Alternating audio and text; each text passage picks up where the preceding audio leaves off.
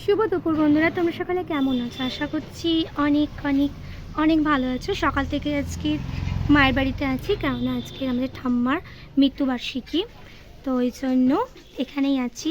বেশি কিছু আয়োজন হয়নি, ছোটোখাটো করে সব আয়োজন হয়েছে। আর যে যার মতো বাড়িতেই সব রকম রান্না করা হয়েছে, তো রান্নাটা তোমাদের সাথে শেয়ার করেছি। কেমন লাগলে অবশ্যই কিন্তু কমেন্টের মাধ্যমে জানিও। তার সাথে দেখে নাও, বাপিরা সবাই কাজে বসেছে, চলো তোমরা দেখে নাও।